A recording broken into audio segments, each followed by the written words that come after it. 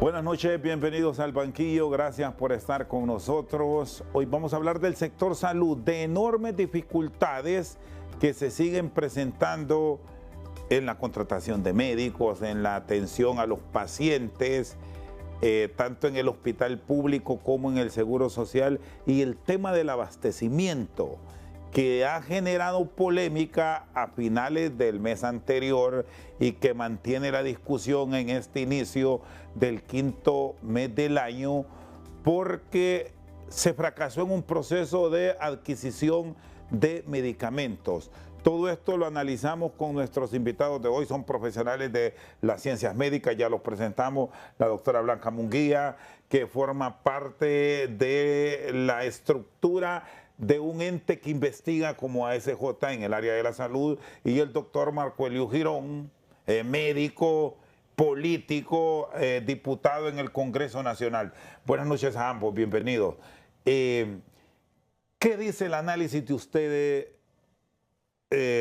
doctora, en cuanto a este último proceso de licitación de medicamentos que fracasó y que ha generado mucha discusión en las últimas horas? ¿Dónde estuvo la falencia? Y más allá de eso, que lo hecho está, es cómo corregir, cómo mejorar para que ese paciente que llegue se lleve lo básico, lo mínimo al menos, para mejorar su condición de vida. Buenas noches, doctora. Buenas noches, muchas gracias, licenciado Rosendo, doctor. Un gusto saludarle, gracias por este espacio y poder conversar de cara a qué proponemos, cómo mejoramos nuestro país, dónde están las oportunidades que no debemos repetir. Es importante cuando analizamos el procedimiento de adquisición de la Secretaría, hay etapas. Si nosotros hablamos de la etapa inicial, que es la planificación, la Secretaría lanza este procedimiento. Primero, es importante decir, tiene una cobertura de decreto de emergencia. Puede hacer una compra directa, sin embargo, lanza una licitación pública nacional y la lanza en octubre. Es un buen tiempo, es buen mensaje, una licitación pública, pudiendo hacer una compra directa, y lanza 429 medicamentos.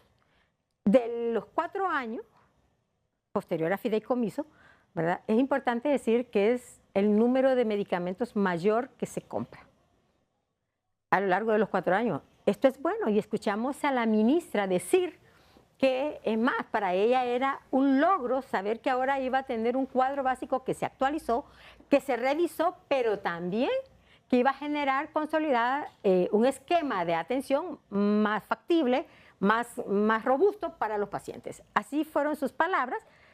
Y cuando uno ve los datos, dice, por ahí va todo esto. Eso es bueno, buen tiempo de planificación, un recurso, tiene presupuesto. En la etapa de evaluación, es importante decir que previo a eso se nos buscó diferentes instancias donde decían que como los pliegos de licitación se habían establecido en esta ocasión, iba directo a un fracaso. Eso fue, diríamos, crónica de una muerte anunciada por parte de proveedores. ¿Por qué? Porque identificaron que elementos que son de forma en estos pliegos de licitación tuvieron candado de no subsanable, que eso ha sido parte que no es algo que está obligado a ser no subsanable. Sin embargo, eso fue advertido. Hasta no tener evidencias uno no puede decir nada, pero estábamos dándole seguimiento al proceso.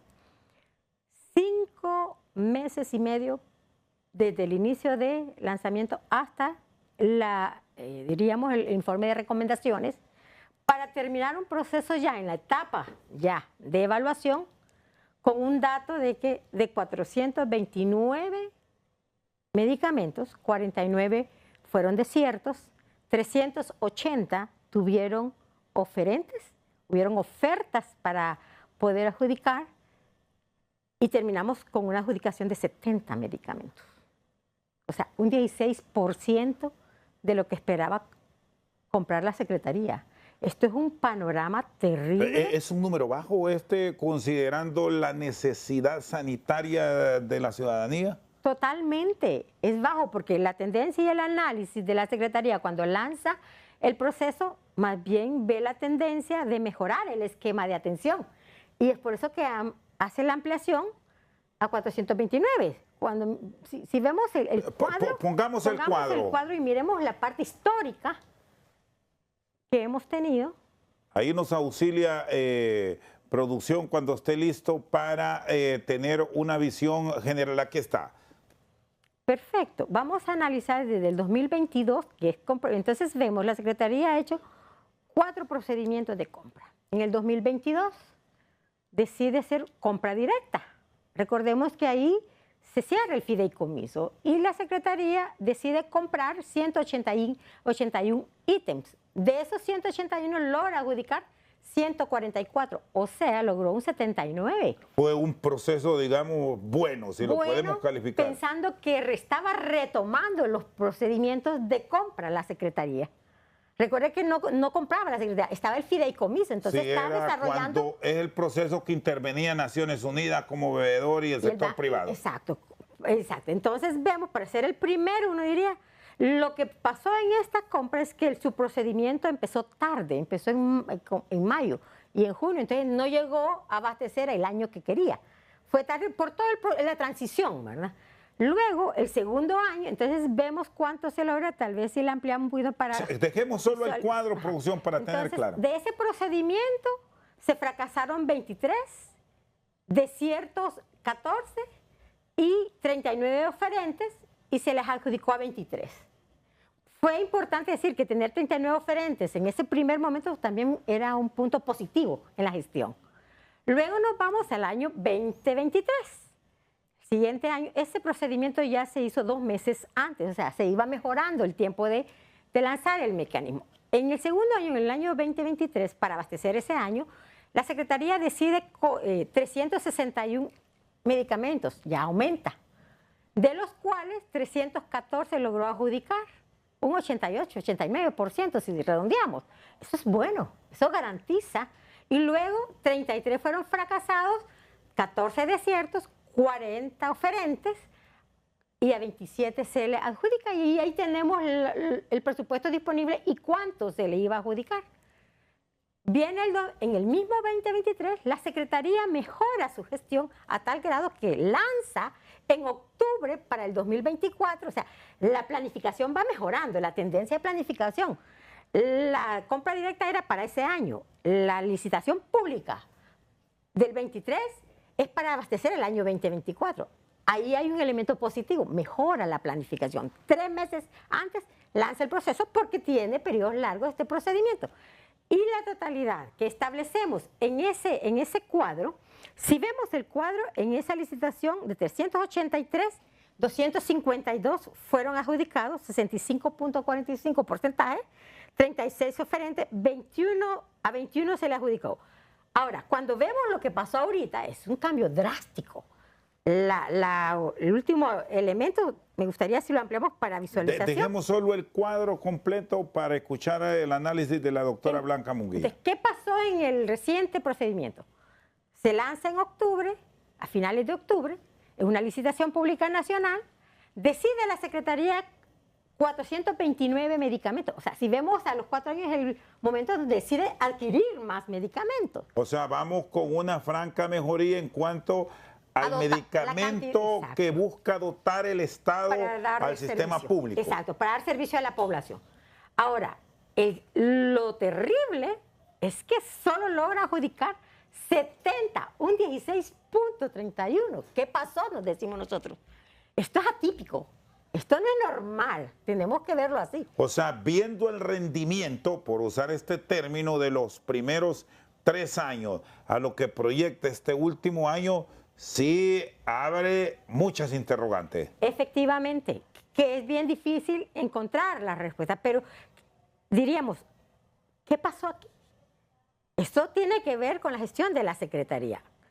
Sin embargo, la forma de los pliegos, que eso lo decide la Secretaría, el equipo de compra de la Secretaría, hay elementos no negociables, como una garantía bancaria, eso no es negociable.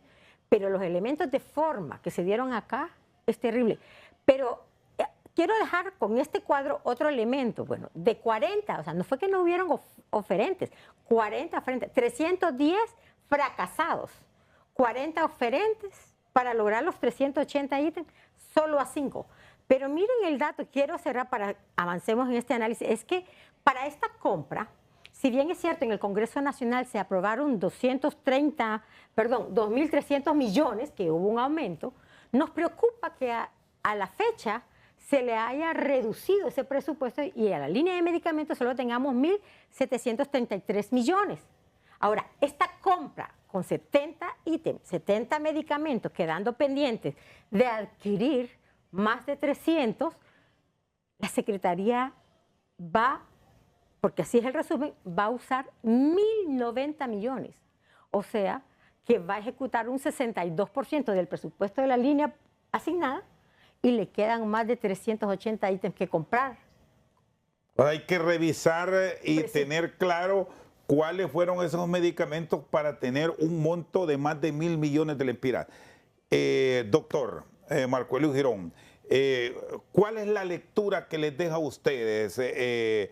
¿Habrá algún proceso de investigación? Yo lo he estado escuchando en sus participaciones a finales del mes anterior y en estos inicios de mayo, que hay que investigar porque no se puede quedar con esa duda para el ciudadano, qué es lo que ha ocurrido con esta última compra, porque la doctora dice el comportamiento de los 3 años anteriores ha sido favorable y positivo, pero ahora abrimos interrogantes. Buenas noches, doctor. Buenas noches, muchas gracias por la invitación, Chendo. Un saludo también a la doctora Blanca y al pueblo hondureño. Mire, importante que la Secretaría de Salud haya roto el silencio y haya hablado del tema y convocó una conferencia de prensa para explicar al pueblo hondureño qué es lo que ha ocurrido. Bueno, ya la doctora dio algunos elementos. Recuerda que antes se compraba a través de un fideicomiso bancario, eso se terminó, y ahora las compras se hacen a través de la Ley de Contratación del Estado, que es una ley engorrosa, es una ley que tarda mucho tiempo y que tiene muchos requisitos. Además hay un reglamento de Ley de Contratación del Estado. Lamentablemente, con la misma ley que se compra una resma de papel para una oficina, lápices o una grapadora, con esa misma ley se compran los medicamentos. Es lamentable. Debe de existir una ley especial de compra de medicamentos para que no ocurra ningún tipo de desabastecimiento. Decir que en este momento, que hoy hay abastecimiento, de acuerdo a los informes de salud pública, del 85% y en algunos hospitales del 95%. Y en el Seguro Social ya llegó una compra que hicieron a un mecanismo de las Naciones Unidas y de la OPS que ha abastecido el Seguro Social.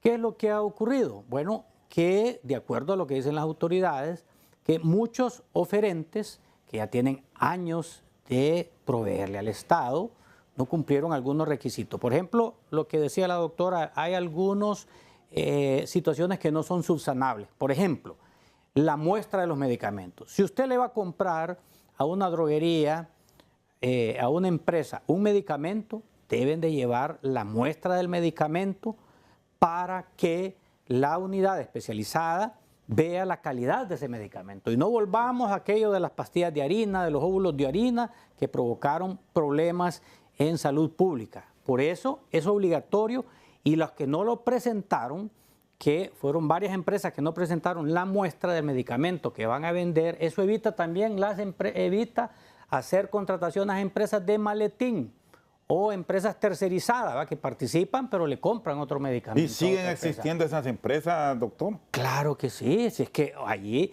es una licitación abierta.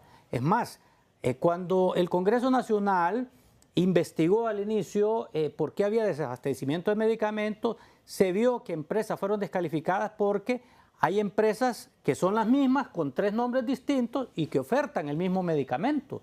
Entonces, esas deben de ser descalificadas porque eso es tratar de burlar el sistema de compra del Estado. Entonces, en la compra de medicamentos no es una grapadora, no es una resma de papel lo que se está comprando, sino que la compra de medicamentos puede representar salvarle la vida a un paciente, y eso es de mucha responsabilidad. Yo estoy seguro que las autoridades de salud, la propia ministra, la doctora Carla Paredes, no quiere cometer ningún tipo de error, porque los errores en salud pública, hoy que es Día de los Abogados, y aprovecho a felicitar a todos los abogados y abogadas de Honduras, el error de los abogados se paga con cárcel cuando se equivocan, pero el error de un médico se puede pagar con la muerte de un paciente. ¿Y cómo debe ser la reacción en este caso del Estado para garantizar que esos otros medicamentos que esperamos nos digan puntualmente cuáles son, para que también el paciente no llegue con una receta que ustedes le proporcionan y se termine enfermando más de la decepción de que determinado fármaco no existe, porque no se pudo comprar por errores que las autoridades y ustedes nos están aclarando qué fue lo que ocurrió? Pero ¿cuándo deben estar o debe ser la aspiración para que lleguen a la farmacia y que lo hagan de una forma transparente? Porque se ha escuchado que cuando estos errores ocurren es para ir con compra directa y pagar favores, doctor. Correcto. Yo lo que quiero llegar, y está relacionado con su pregunta, es que estoy seguro que la secretaria de Estado, que es la responsable de rectorar la salud, no va a querer pasar lo que ha pasado sus dos exministras predecesoras. Mire, una exministra está huyendo en este momento, ¿verdad?, por la justicia hondureña.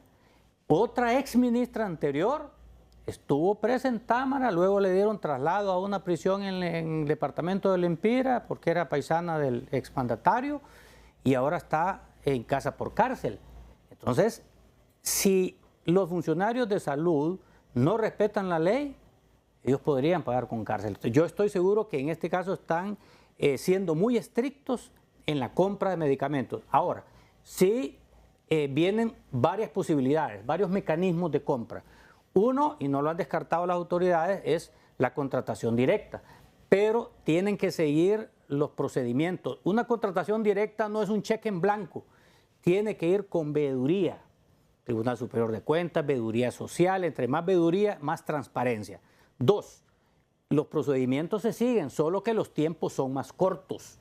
Y tercero, si cometen algún acto de sobrevaloración, ahorita el fiscal general Joel Zelaya acaba de anunciar que viene una tormenta, y esa tormenta en el país es por casos relacionados en salud, por también compra de medicamentos y de insumos médicos, que implica a exdirectores de hospitales, exadministradores, y usted recuerda una famosa reunión que los llamaron a casa presidencial y ahí los pusieron a firmar.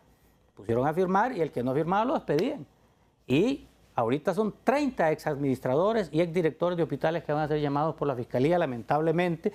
No sabemos si ellos firmaron por incautos, no sabemos si ellos firmaron su sentencia ahí, ¿verdad? Pero en salud pública es donde se han dado los actos más graves de corrupción. Yo entiendo a la población que está preocupada, pero lo que deben de garantizar la Secretaría de Salud es utilizar los mecanismos. Lo hablábamos con la ministra de Salud, que lo hizo en el Seguro Social. Recuerda que la ministra de Salud es la actual presidenta de la interventora del Seguro Social. Y allá utilizaron mecanismos alternativos. Hay un mecanismo con los ministros de Centroamérica, que hacen compras en conjunto con los ministros de Centroamérica, que se llama COMISCA, Comisión de Ministros de Centroamérica. Hay un mecanismo para compra de medicamentos que es transparente. Hay otro mecanismo de las Naciones Unidas, que es del Fondo de Población de las Naciones Unidas, tiene un mecanismo para compra de medicamentos, y hay otro mecanismo también de la Organización Panamericana de Salud, a quien nosotros les compramos vacunas. Si ustedes utilizan esos mecanismos, va a haber mayor transparencia y el riesgo a corrupción es menor. Y eso es lo que debemos de hacer en el sector salud, porque no queremos más casos de corrupción como se dieron anteriormente, hospitales móviles, 1.500 millones de lempiras, Seguro Social, desfalco, 7.000 millones de lempiras, y actualmente este caso que va a presentar el fiscal dice que asciende cerca de 3.000 millones de lempiras. Ya los hondureños estamos hartos de tantos actos de corrupción, y la presidenta Iris Omar ha dicho que aquel funcionario que no se corte las uñas, pues la Fiscalía le va a cortar las uñas. Muy bien, el doctor Marco Eliu Girón y la doctora Blanca Munguía con nosotros al banquillo. Una pausa, ya en breve seguimos con más. Seguimos al banquillo. Doctora Blanca Munguía, ¿cómo debe ser ese proceso? Porque ahora, por lo que está aconteciendo en el sistema hospitalario y con la falta de estos medicamentos, que son más de 300, hay que ir rápido, hay que llevarlo casi que de inmediato. Y aquí hay otro elemento que el doctor, no sé si que va a tener su apreciación, es que es un año político. Y estas son las cosas que pasan factura. Eso es otro escenario. Aquí no quiero entrar en detalle en eso. Lo que sí nos interesa es saber cuándo van a llegar esos medicamentos y que el proceso efectivamente sea transparente, que no le tengan temor a que se den los precios. Doctora Munguía, ¿cómo estructurarnos?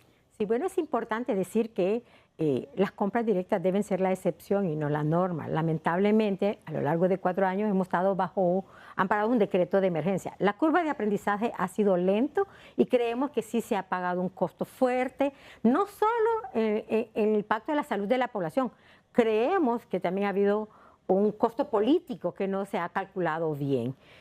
Este resultado de este proceso de licitación, la verdad que es bien difícil llegar a conclusiones claras porque coincido, no creo que la ministra hubiese esperado este resultado. Este resultado le afecta a ella, este resultado le afecta a los pacientes, este resultado le afecta al gobierno de turno, este resultado le afecta al país. Solo 70, eso es terrible, eso es terrible. Ahora, ¿qué le queda ahora? Es adquirir mecanismos. Si bien es cierto, la subsecretaria expresó 4 o 5 mecanismos alternativos que van a activar para lograr abastecer, algunos nos preocupan. Los que son con instancias internacionales son buenos, pero son mecanismos que usan estándares, buena planificación, entonces va a ser bien difícil. ¿Son lentos estos procesos? Es que tienen rigurosidad para garantizar efectividad. Entonces sí son más lentos. Aunque tengamos procedimientos, ellos piden una serie de elementos. Permítame un momento, doctor. Ustedes tienen la ley de poder destrabar todo esto a través de un decreto legislativo, una reforma, que cuando se trata de un beneficio colectivo, creo que la oposición y el mismo partido de gobierno no deben poner mayores contratiempos. ¿Están dispuestos, bueno, usted que conoce como facultativo, de hacer esas revisiones? Que usted ya explicaba que a veces son trámites muy engorrosos, que no debe ser lo mismo un proceso para comprar medicamentos que salvan vidas frente a la compra de una resma de papel. Una ley que ya está terminando, podemos decir, ha terminado siendo obsoleta esta ley de contratación del Estado. ¿Qué pasa? ¿Puede intervenir el Congreso? Sí, antes de darle la respuesta, brevemente decirle que se adjudicaron actualmente más de 1.000 millones de lempiras en medicamentos para pacientes que padecen de cáncer, pacientes con enfermedades psiquiátricas y también pacientes con esclerosis múltiple que usted observaba. ¿Son fármacos caros estos? Son fármacos muy caros. Imagínense, 3 enfermedades, 1.000 millones de lempiras. Y son pacientes organizados que han luchado para eso. ¿Cuántos pacientes con cáncer no se han quejado? Y eso es una buena noticia para estos pacientes. La otra situación es que ya se utilizó este mecanismo en el Seguro Social por la ministra y presidenta de la Comisión de la Interventora del Seguro Social, y fue un éxito. ¿Hace cuánto está la interventora? Hace pocos meses, y ya llegó el primer lote de medicamentos al Seguro Social. O sea que... Que por cierto, ahí, doctor, debemos decir, llegaron los medicamentos, nos dice usted, pero organícense administrativamente, claro, porque en esta semana hemos tenido unas filas enormes en el Seguro Social y de nada sirve que tengan la farmacia con el medicamento porque no se los están entregando al derechohabiente. Yo tuviera 5 farmacias ahí porque como ha habido escasez, ahora están llegando los pacientes en masa a traer los medicamentos y ahí tiene que ser más eficiente la administración. La ventaja de estos mecanismos es que ellos ya tienen sus proveedores, la ONU, la OPS, los ministerios de salud de Centroamérica tienen sus proveedores y ahora es más expedito la vía, al tener ya los proveedores, y lo que más cuesta es el medicamento, ¿verdad? Las maquilas de medicamentos que están en el exterior. Y la otra situación, respondiéndole a su pregunta del Congreso Nacional, les voy a dar un ejemplo que no tiene que ver, pero que es similar con lo de las elecciones.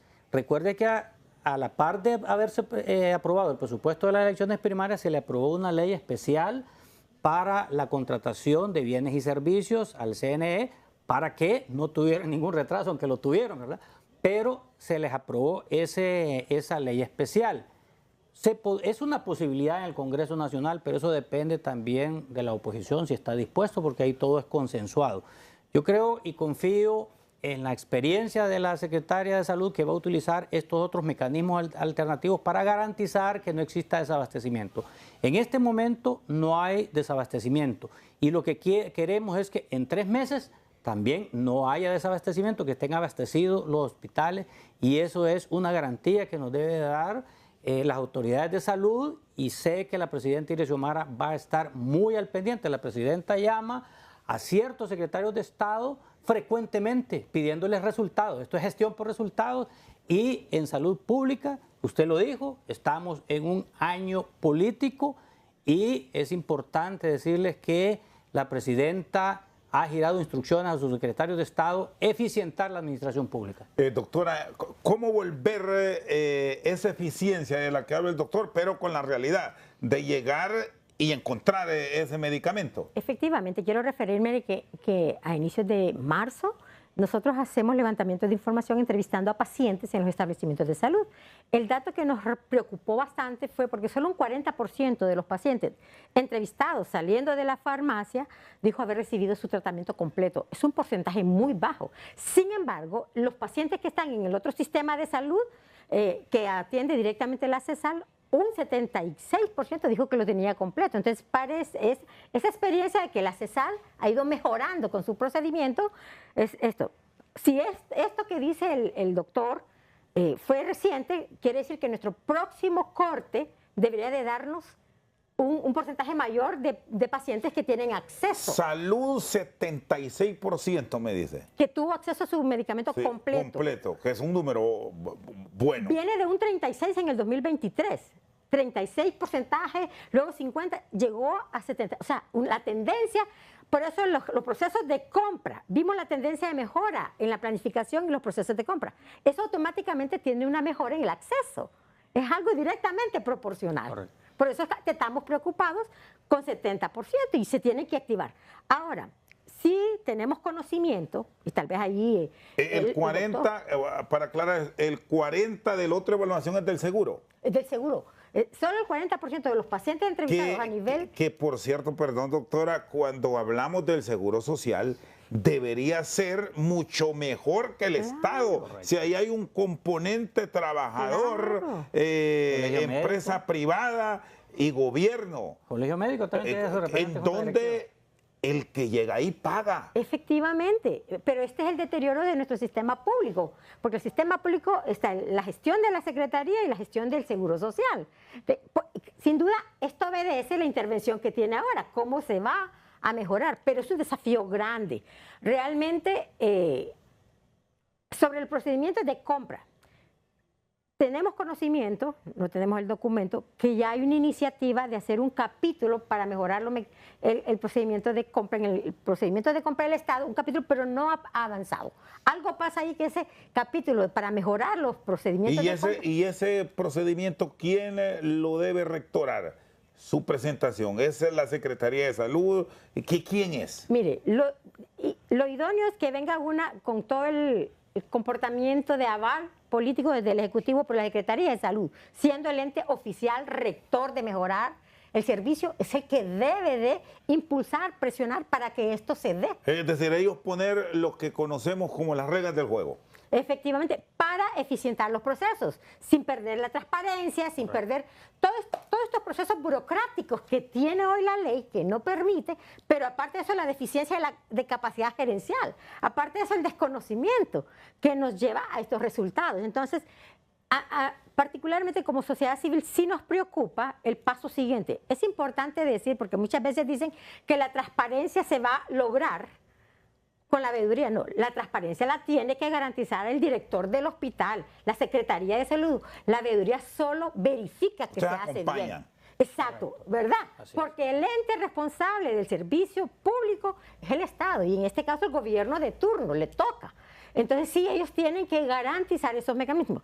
Nos preocupa mucho, es importante decir, sí nos preocupan las compras a nivel de hospitales. ¿Por qué? Porque no ha habido... Bueno, si la Secretaría de Salud, donde tiene su instancia macro, con la capacidad no logró, tuvo un resultado como esto, a nivel de hospitales no hay unidades sólidas, o sea, su razón de ser es diferente. Entonces, hay un riesgo alto, uno, de que esto no se haga bien. Y qué bueno, el doctor Eliud acaba de advertir, si no se hace bien hay consecuencias.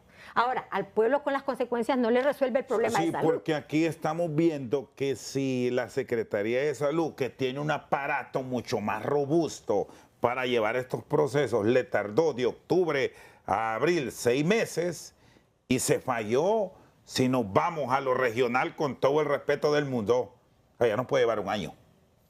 Mire, en ese sentido, recuerda usted de que antes la compra de medicamentos estaba centralizado a nivel central en la Secretaría de Salud. Hubo un proceso de centralización precisamente para que haya abastecimiento en los hospitales. Ahora los directores, los hospitales tienen su presupuesto y ellos, de acuerdo a la ley, también están facultados para hacer compra. Igual las regiones de salud a nivel nacional.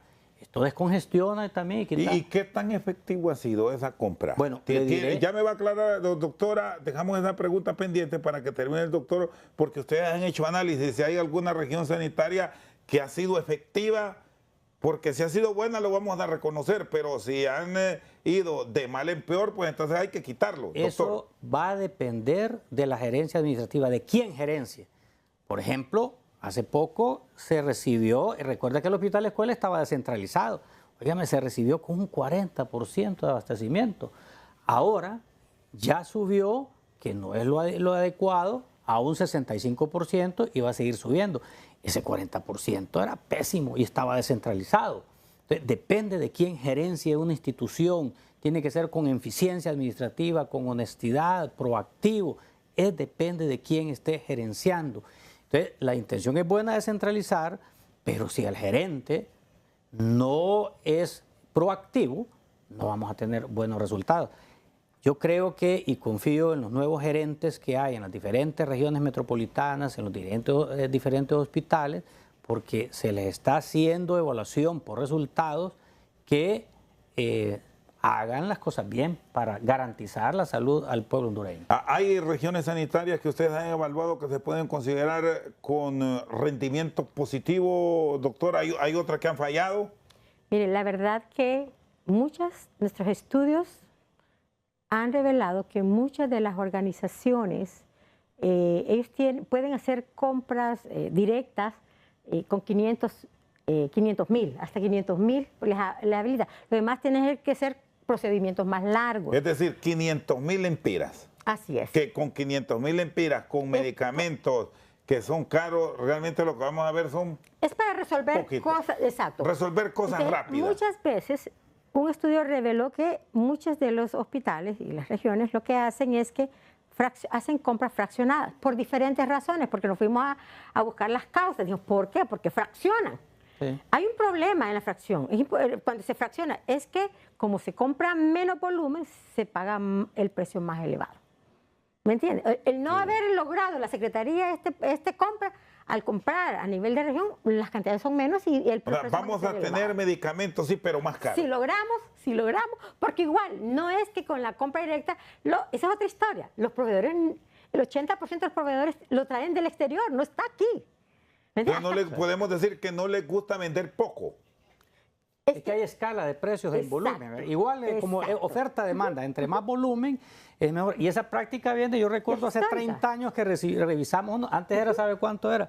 El límite, 5.000 lempiras, ahora es 500.000. Estoy hablando de 30 años, era 5.000. Imagínense la proporción. Entonces, hacían el fraccionamiento de 5.000 lempiras para no pasar ese trámite engorroso. Ahora es de 500.000, pero ahora los precios han subido. Ha sido una práctica lamentable en la administración pública. Esto debemos decir, con tantos problemas de enfermedades que tenemos en el país, rápido se termina, en una semana no tenemos nada. Importante, y es la ley de contratación del Estado. Ya hay una iniciativa para actualizar la ley de contratación del Estado y que esté ese capítulo ahí de la compra de medicamentos, que sea transparente. La compra de medicamentos debe ser permanente en primer lugar, no cada 3 meses, ¿verdad? ¿Cada cuánto le echa gasolina usted al carro? ¿Ah? Semanalmente, ¿verdad? otros más frecuentemente, depende, el taxista le echa a diario.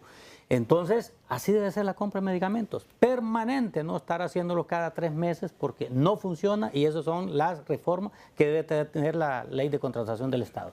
La política es buena, por sí sola no va a funcionar, porque todo siempre obedece al recurso humano. Y si el recurso humano no tiene las competencias, no tiene lo que debe garantizar, va a ser difícil.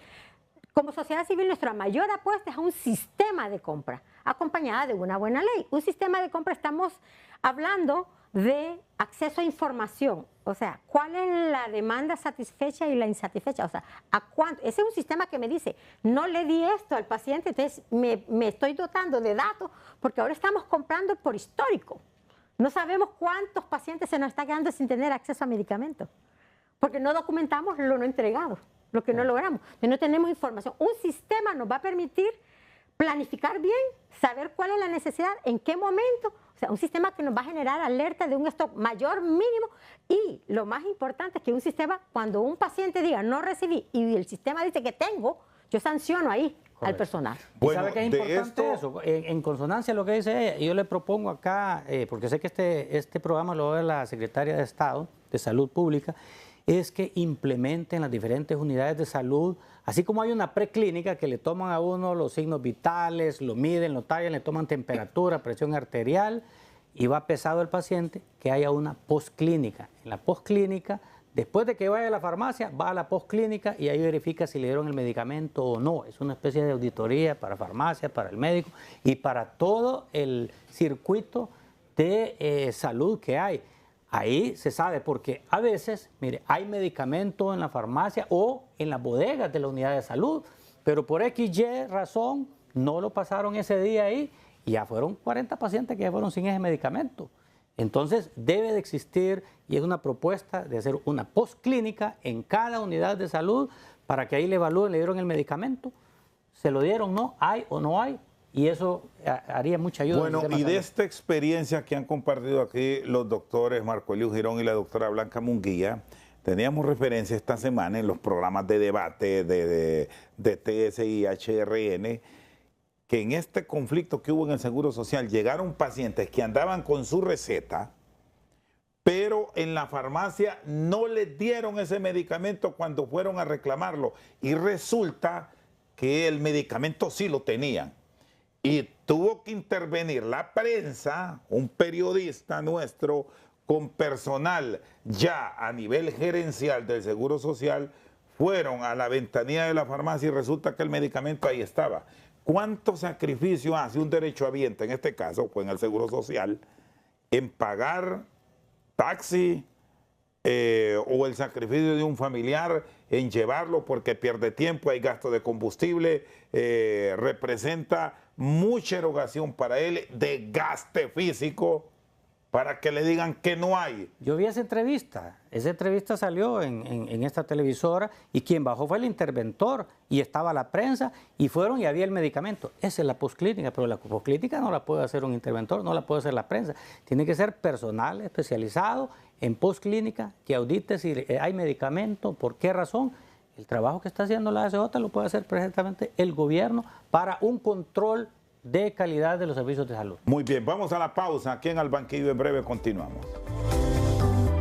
Seguimos esta noche al banquillo. Aquí hay un elemento que lo tocamos así rápidamente, que quiero que lo profundicemos, porque ha sido uno de los grandes problemas históricos de la administración pública. La doctora Munguía y el doctor Girón lo hablaban, tiene que ver con el personal, tiene la experiencia del caso, están con las capacidades para resolver problemas que resultan minúsculos. Lo tuvieron doctores recientemente con los pagos, que porque no estaba una hoja de antecedentes penales o una copia de identidad, no se pagaba y no se hacía el trámite. Pero si ya la tenían del mes anterior, ¿qué les vale cotejar? Pero por eso eran largas y largas. ¿Qué han encontrado ahí, doctora Munguía? No tener personal de experiencia en cuanto ha atrasado estos procesos. Es histórico y ha sido parte de las causas, porque hoy lo que tenemos son efectos.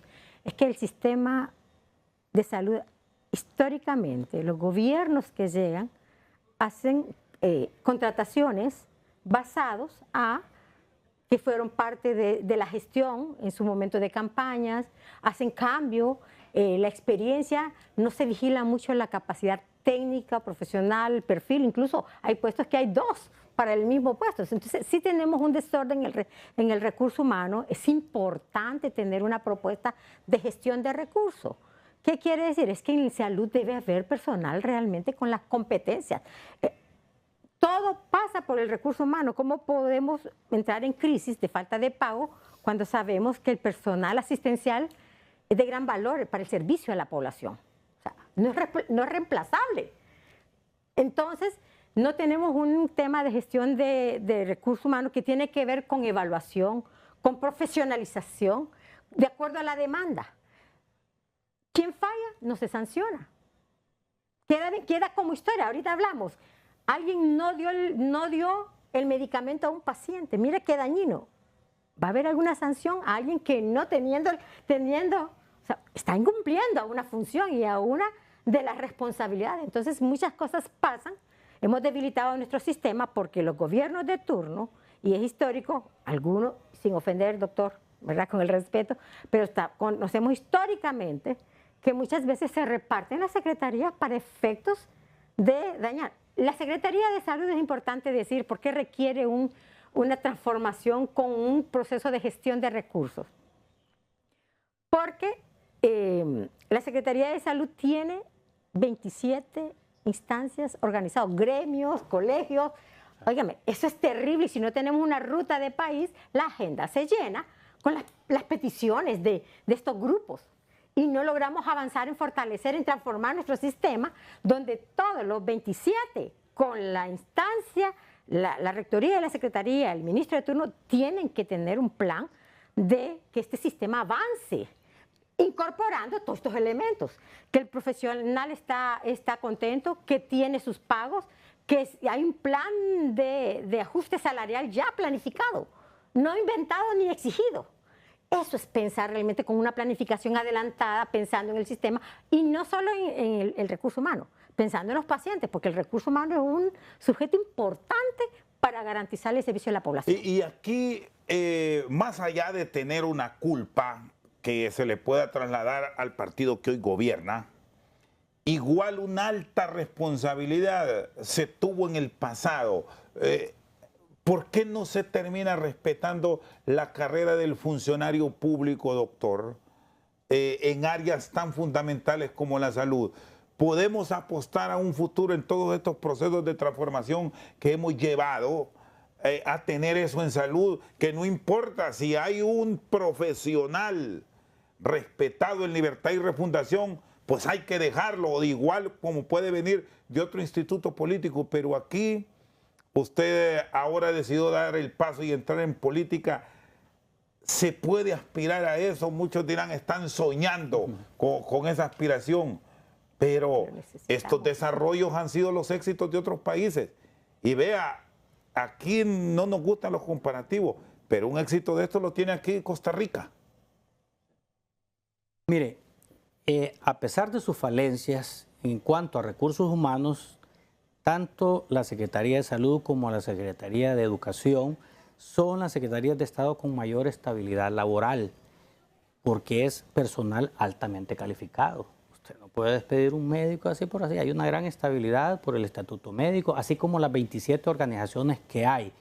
Usted ha visto de los 1.800 unidades de salud que tiene el sistema público, es la menor cantidad de despidos que hay en salud pública. Más bien nosotros contratamos 9.000 personal de salud de forma permanente en este gobierno y son muy pocos los despidos. Para que haya un despido de salud tiene que haber una falta grave. Y quizás, doctor, donde sí se registran los cambios y es donde esa muleta no termina de encajar bien, por citar un caso, es en lo administrativo. Correcto. Ya cuando vamos a cargos puntuales donde por una firma retrasamos todo. Ahí quiero llegar.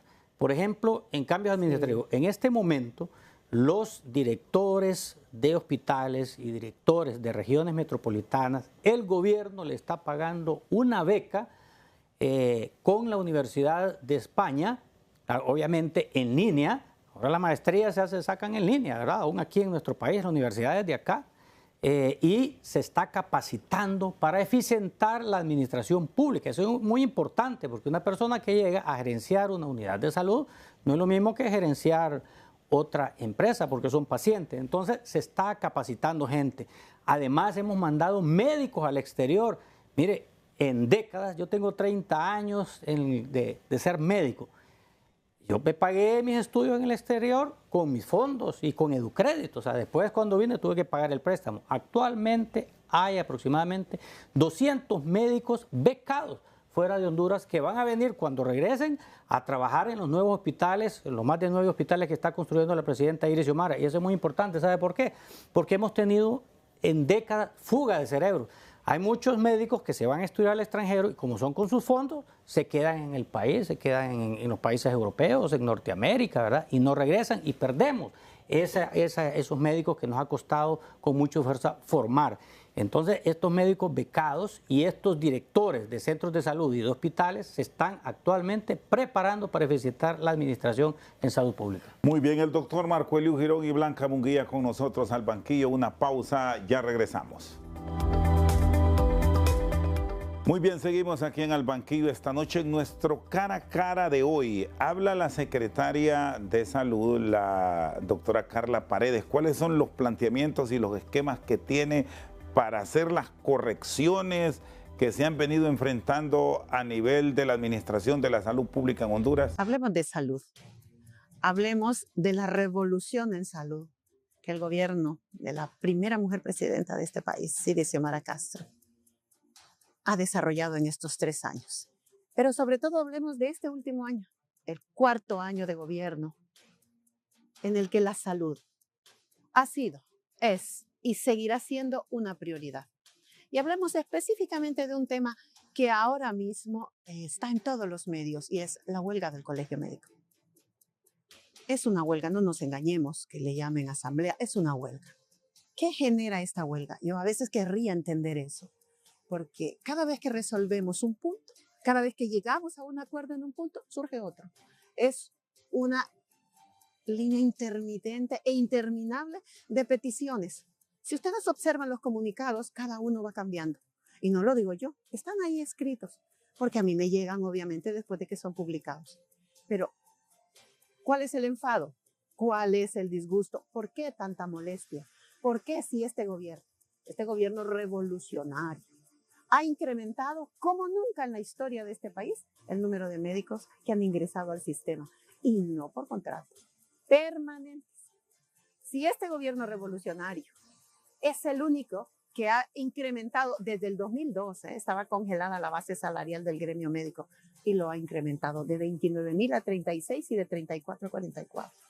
Si este gobierno revolucionario es el único que se ha asegurado en décadas que el abastecimiento de medicamentos e insumos y el equipamiento de los hospitales y centros de salud sean una prioridad.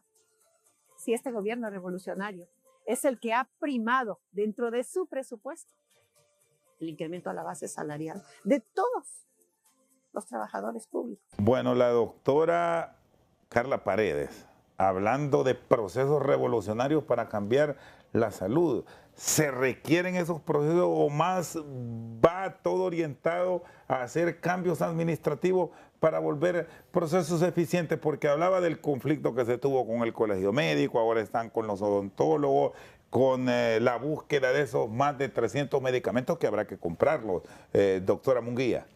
Sí, es importante reconocer cuando no se ha tenido una buena gestión o cuando hay desafíos para responderle a la población, mejorar la gestión. Cuando evadimos esto, nos perdemos la oportunidad de crecimiento y de desarrollo de país. En ese sentido, cuando se le quiere pues, echar la culpa a los proveedores, sin embargo, creo que hay lecciones aprendidas y esta debe ser una escuela. ¿Qué pasó? ¿Qué vamos a hacer? Y ahora es cómo estratégicamente se apresuran los procedimientos con transparencia, con todos aquellos elementos que salvaguarda el proceso y logra la dotación lo más pronto posible en medio de la dificultad que hay, porque sí hay una gran dificultad. Es importante que este mecanismo se vea visualizado más allá de como un procedimiento, sino más bien la garantía de los pacientes que lo necesitan.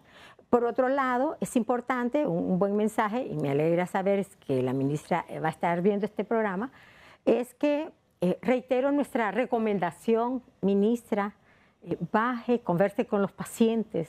La mejor forma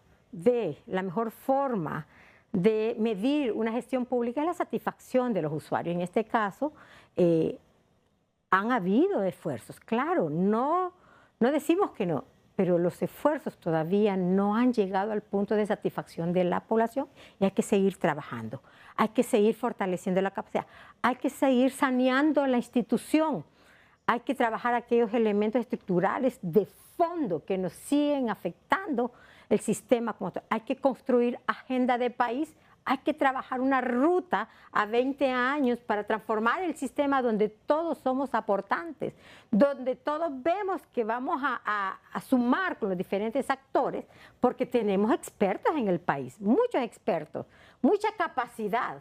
Ya hablábamos que vamos a tener más con la inversión que ha hecho el gobierno actual para tener gerentes, especialistas, que lo necesitamos. No tenemos plan de relevo generacional. O sea, hay muchos elementos que hoy está afectando a la población que demandan de una gestión, de un gestor agresivo, enfocado en los pacientes, cerrando esas brechas de agendas del costado, del lado, obviando al más relevante, que son los pacientes en este momento. Doctor Marco Eliu Girón, ¿cómo encontrar esa revolución, pero volverla efectiva, más allá de lo que puede ser retórica, a que si llegamos al centro asistencial, por lo menos nos retiremos satisfechos y con la fe de que nos vamos a curar?